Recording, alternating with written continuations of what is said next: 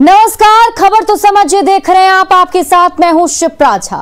बिहार में शराबबंदी कानून की महासमीक्षा के बाद सियासी बयानबाजियों का दौर जारी है। विपक्ष के हमले पर जहां सत्ता पक्ष की ओर से करारा जवाब दिया जा रहा है, तो वहीं मद्य निषेध विभाग के चीफ के तौर पर के पाठक के पदभार ग्रहण करते ही महकमा एक्शन मोड में आ चुका है और शराब के अवैध धंधेबाजों पर नकेल भी कसी जा रही है।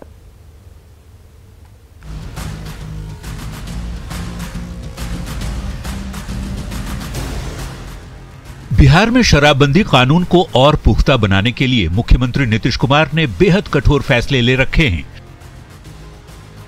शराबबंदी पर महासमीक्षा के बाद बिहार कैडर के तेज तर्रार और कड़क आईएएस अधिकारी के पाठक को मद्य निषेध विभाग का अपर मुख्य सचिव बनाया गया है। बेहद सख्त छवि के इस अधिकारी ने अपने विभाग में कार्यभार भी संभाला। चैतन्य प्रसाद से पदभार ग्रहण करते वक्त विभागीय मंत्री सुनील कुमार भी मौजूद रहे। पहले ही दिन के पाठक एक्शन में भी नजर आए।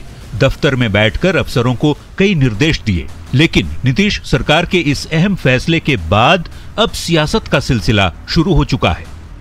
विपक्ष के सो कॉल्ड नेता है, उनको पता है कि शराब की भट्टियां कहाँ बनती है, उनके द्वारा फाइनेंस की जाती होगी, तो इसलिए उनको इतना पता है, इसलिए उनको इतनी ज़्यादा परेशानी हो रही है कि उनका जो रोजी रोटी है, उनका जो धंधा है वो ध्वस्त हो रहा है। ये सरकार के द्वारा इस तरह का बयान देना, विपक्ष को हर चीज़ में विपक्ष का नाम घसीटना, ये अपने आप में सरकार की बड़ी विफलता है। अगर आप जानते हैं, आपके पास कोई पुख्ता सबूत है, क्यों नहीं पकड़ते हैं तेजस्वी यादव को, अरेस्ट कर लीजिए। मुख्यमंत्री के फैसले पर आखिर सियासत क्यों हो रही है? क्यों के पाठक की नियुक्ति के नीतीश कुमार के फैसले पर विपक्षी नेता सवाल खड़े कर रहे हैं? क्या इसलिए क्योंकि शराब के खिलाफ महाप्रहार किया जा रहा है? जिस के पाठक को मद्य निषेध विभाग से नीतीश कुमार वर्षों पहले हटा दिए थे और 5 साल के असफल शराबबंदी पे समीक्षा के बाद उसी के पाठक को पुनः उसी विभाग में लाना नीतीश कुमार की मजबूरी है या जरूरी है? तो हम माननीय सुशासन सरकार से पूछना चाहते हैं, यदि वह सक्षम व्यक्ति थे तो उन्हें किस कारण से हटाया गया, और यदि वह असक्षम व्यक्ति थे तो उन्हें किस कारण से फिर जो है पुनः पद पर पदस्थापित करने का काम किया? ये डबल इंजन की सरकार। के पाठक जैसे वरिष्ठ अधिकारी को मद्य निषेध विभाग का अपर मुख्य सचिव बनाया जाना मुख्यमंत्री जी का स्वागत योग्य कदम है। वैसे जेडीयू के राष्ट्रीय अध्यक्ष ललन सिंह ने तेजस्वी यादव को आरजेडी के घोषणा पत्र में शराबबंदी को खत्म करने की बात शामिल करने की सलाह दी है और के पाठक की नियुक्ति पर सवाल उठाने वालों को कड़े शब्दों में जवाब भी दिया है। हमने तो कहा है कि तेजस्वी यादव जितना शराबबंदी के खिलाफ बोल रहे हैं तो उनको अपने इलेक्शन मैनिफेस्टो में शामिल कर लेना चाहिए कि शराबबंदी खत्म करेंगे वो। लेकिन बिहार में शराबबंदी है और शराबबंदी रहेगा, और शराबबंदी को नियंत्रित करने के लिए जितने सख्त से सख्त कदम हो सकते हैं राज्य सरकार उठा रही है। शराबबंदी की समीक्षा बैठक के बाद शराब माफियाओं पर लगातार शिकंजा कसा जा रहा है। राजधानी की आलमगंज थाने की पुलिस ने शराब की होम डिलीवरी करने वाले 4 तस्करों को धर दबोचा। इनके पास से 76 लीटर विदेशी शराब और 2 बाइक भी जब्त की गई है। एक होम डिलीवरी करने वाले 3 व्यक्ति को करीब 16 लीटर शराब के साथ पकड़ी गई। साथ ही उनके पास से एक अपाची गाड़ी बरामद की गई है और इसी क्रम में जो है एक बकरिया टोला से करीब 60 लीटर जो है अंग्रेजी शराब जो है वो बरामद की गई है। सियासत अपनी जगह है, बयानबाजी करने की छूट सभी को है, लेकिन शराबबंदी कानून को सख्ती से लागू किए जाने का यदि ब्लूप्रिंट फिर से तैयार किया जा रहा है तो इसलिए क्योंकि नीतीश चाहते हैं कि शराबबंदी सफल हो, बिहार जागरूक हो, नशे की लत दूर हो, परिवार बर्बाद ना हो, शराब से मौत ना हो, गरीब और ज्यादा गरीब ना हो, साथ ही बिहार नशा मुक्त बने। Bureau report, news 18। इधर मुख्यमंत्री नीतीश कुमार ने कहा कि शराबबंदी कानून सर्वसम्मति से बना था और गठबंधन में उस समय आरजेडी और कांग्रेस भी शामिल थे। उन्होंने कहा कि जो लोग बयान दे रहे हैं वे अपने इलाके में जाकर क्यों नहीं देखते कि वहां क्या हो रहा है। बोलने के पहले याद रखना चाहिए था कि शराबबंदी कब लागू हुआ। 2016 में शराबबंदी लागू हुआ। आज कुछ बोलते हैं, कहाँ थे? आज कुछ बोलते हैं, वो कहाँ थे, किसके साथ थे, और किस तरह से सब लोगों ने कहा, जो भी हमने कहा प्रस्ताव उस पर तैयार हुए, और वो हमारे साथ नहीं थे। तब हमने घोषित किया था 2015 में महिलाओं की मांग पर एक हम कॉन्फ्रेंस में थे, और उसके पहले हम लोगों ने बहुत कोशिश की थी और लोगों के बीच में प्रचार कर रहे थे कि शराब बुरी चीज़ है, पीजिए नहीं, ये सब कुछ। लेकिन जब मांग पर हमने कहा कि अगली बार अगर आएंगे तो लागू करेंगे, तो अगली बार फिर आएंगे तो हम लोगों के साथ ये लोग थे। और जब इन लोगों के सामने हमने कहा लागू करना है, 2 मिनट में एग्री किए, सब लोग एग्री कर गए। और वही नहीं, जो आज हम लोग साथ हैं और पहले साथ थे, उस समय विपक्ष में थे, सबने सपोर्ट किया, बीजेपी और अन्य पार्टी सभी लोगों ने। तो एक तरफ से सर्वसम्मति से बिहार विधानसभा और बिहार विधान परिषद में 2016 में जो हम लोग 1 अप्रैल से लागू किए, उसके ठीक पहले ये हम लोगों ने विधानसभा और फिर विधान परिषद में इसको पारित कराया। अब आप खबर तो समझिए। शराबबंदी पर नीतीश ने अपने फैसले पर विपक्ष को एक बार फिर से करारा जवाब दिया है। फैसले पर विरोधियों के सवालों का उन्होंने पूरी तरीके से जवाब दे दिया, स्पष्ट तौर पर क्लियर करके उन्होंने जवाब दे दिया है। पुराने शासनकाल की याद दिलाकर नीतीश ने अपने सुशासन की ब्रांडिंग करने की कोशिश भी की है। शराबबंदी पर सरकार विपक्ष के बीच तू मैं लगातार जारी है। विरोधियों को करारा जवाब देने की कोशिश भी सत्ता पक्ष की ओर से की जा रही है, ताकि विरोधियों को हर एक सवाल का जवाब जो है वो दिया जाए। बढ़ते हैं आगे, और अब बात कल रांची में भारत और न्यूजीलैंड के बीच T20 मैच है।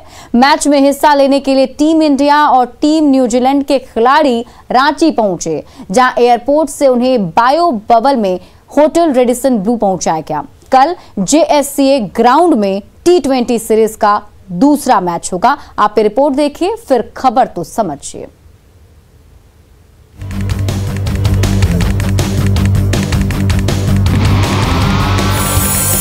भारत न्यूजीलैंड के बीच मैच कल।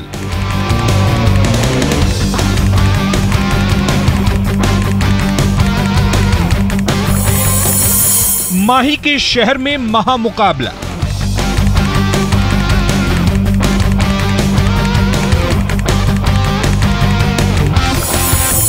सीरीज जीतने के इरादे से उतरेगी टीम इंडिया।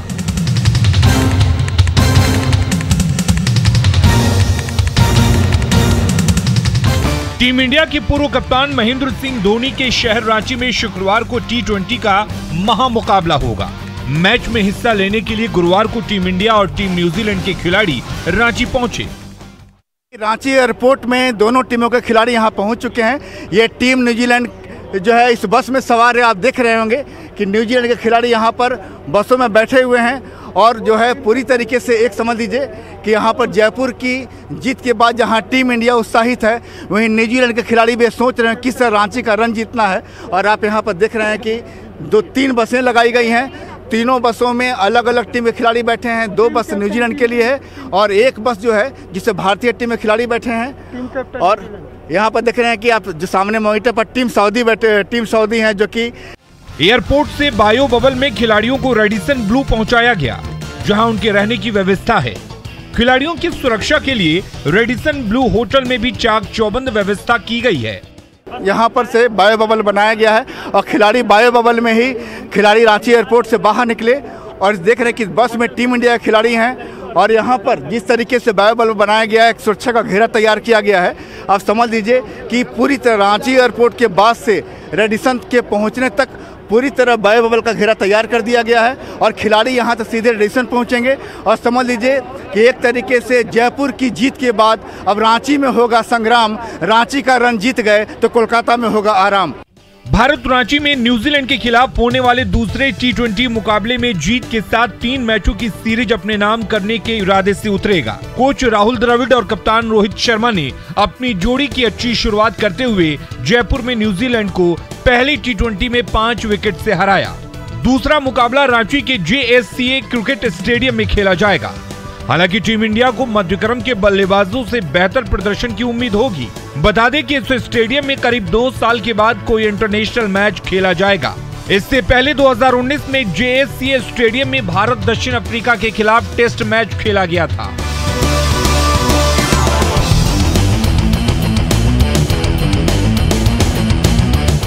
यह T20 मुकाबला करीब 4 साल बाद हो रहा है। आखिरी T20 मैच 7 अक्टूबर 2017 को भारत ऑस्ट्रेलिया के बीच खेला गया था। अब सबकी नजरें शुक्रवार को होने वाले मुकाबले पर हैं।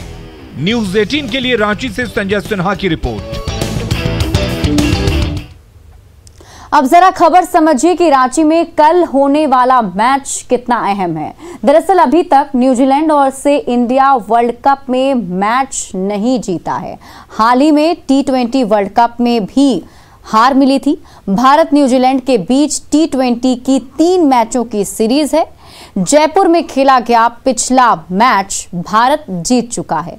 अब अगर रांची का मैच जीता तो सीरीज पर कब्जा भारत का हो जाएगा। ऐसे में टीम इंडिया पूरी तरह से तैयार है और कल मैच का मुकाबला देखने को मिलेगा। झारखंड के सुदूर ग्रामीण इलाकों में अब बेहतर मोबाइल कनेक्टिविटी मिलने लगेगी, क्योंकि केंद्र सरकार की पहल से जिन 5 जिलों के 7,000 गांवों को फोकस किया गया है, उनमें झारखंड के 19 जिलों के करीब 800 गांव सीधे 4G कनेक्टिविटी से जुड़ जाएंगे। अब इस पहल से शिक्षा और सूचना तंत्र तो मजबूत होगा ही, रोजगार के भी अवसर पैदा होंगे। आप ये रिपोर्ट देखिए।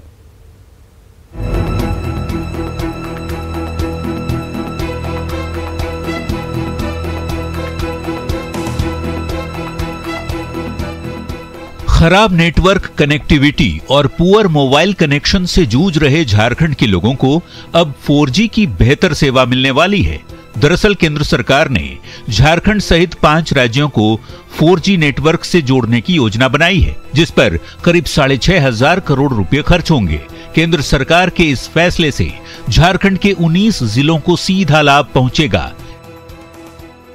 इस पहल से 5 राज्यों के 7,266 गांवों में 4G आधारित मोबाइल सेवा मिलेगी।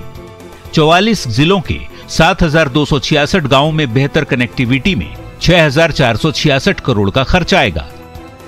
आंध्र प्रदेश, छत्तीसगढ़, झारखंड, महाराष्ट्र और ओडिशा राज्य इस योजना में शामिल हैं। झारखंड के 19 जिलों में बेहतर होगी मोबाइल कनेक्टिविटी। झारखंड के 800 से अधिक गांवों में बेहतर होगी 4G सेवा। मोबाइल सेवा के लिए लगाए जाएंगे मोबाइल टावर और इस परियोजना का काम 1.5 साल में पूरा करने का टारगेट होगा। 4G सुविधा मिलने से इन इलाकों में डिजिटल कनेक्टिविटी बढ़ेगी, लोग ई-गवर्नेंस का लाभ उठा पाएंगे, वहीं सूचना तकनीक तक लोगों की पहुंच भी आसान होगी। रांची, बोकारो, दुमका, चतरा, गढ़वा सहित झारखंड के 19 जिलों में कनेक्टिविटी की समस्या दूर हो जाएगी। प्रधानमंत्री की अध्यक्षता में कैबिनेट की बैठक में एक नई पहल की गई है। झारखंड को नई सौगात मिली है। प्रधानमंत्री नरेंद्र मोदी ने झारखंड के 19 जिलों के 887 गांव जहां पर टेलीकॉम सेवाएं नहीं थी, वहां सेवाएं देने के लिए अनुमोदन दिया है। इसमें बोकारो जिले के 3 गांव, चतरा के 47 गांव, दुमका के 16 गांव, गढ़वा के 35 गांव शामिल हैं।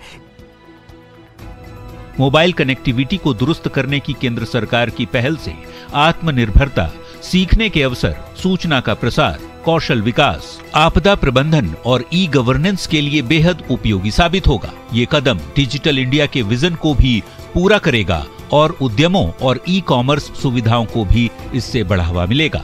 सूचना तकनीक में पिछड़े हुए गांवों में शिक्षा के साथ ही रोजगार के अवसर भी बढ़ेंगे। न्यूज़ 18 के लिए रांची से निरंजन के साथ ब्यूरो रिपोर्ट।